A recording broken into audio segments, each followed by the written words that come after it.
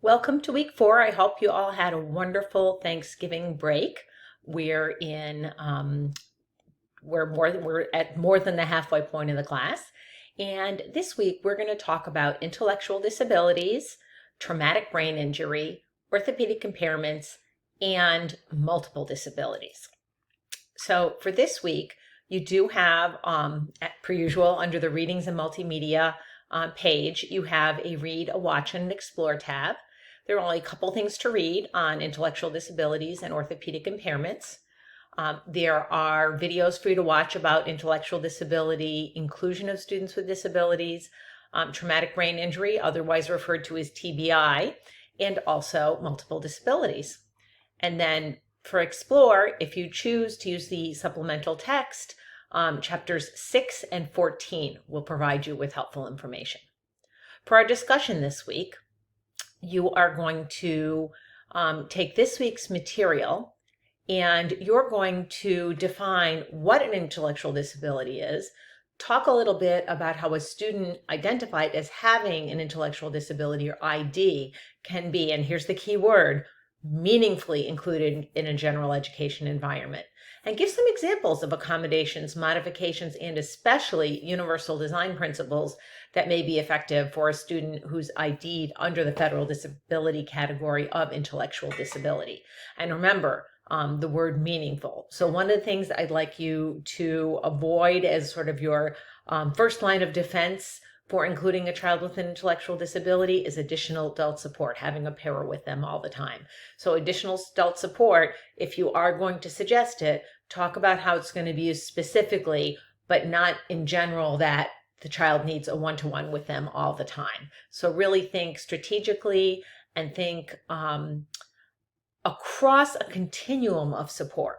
So you wouldn't start with supporting a child one-to-one with a paraprofessional. You would find out where they need the supports and then find out how to support them and still maintain some of their independence.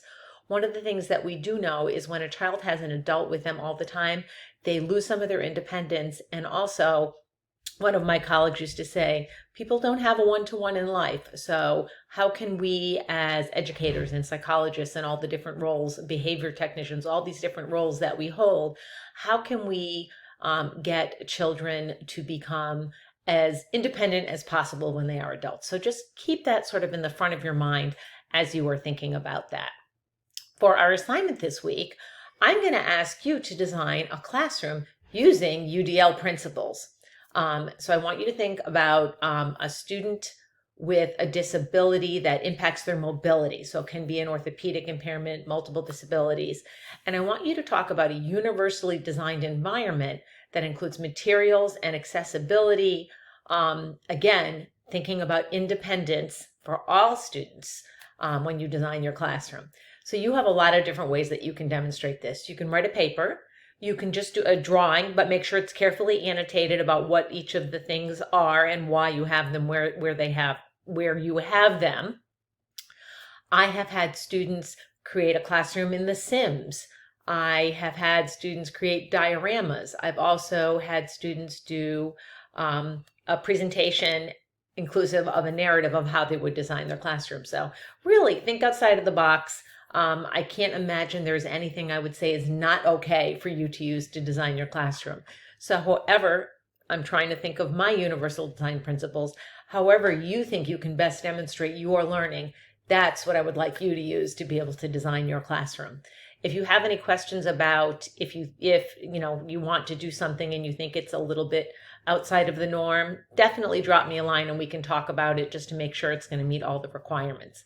Be sure that you look at the rubric before you turn in your assignment. And even if you do a drawing or a diorama, make sure that you include your references.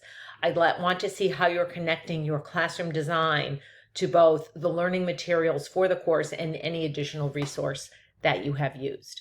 So there you have it. There's week 4. I'm around if you have any additional questions.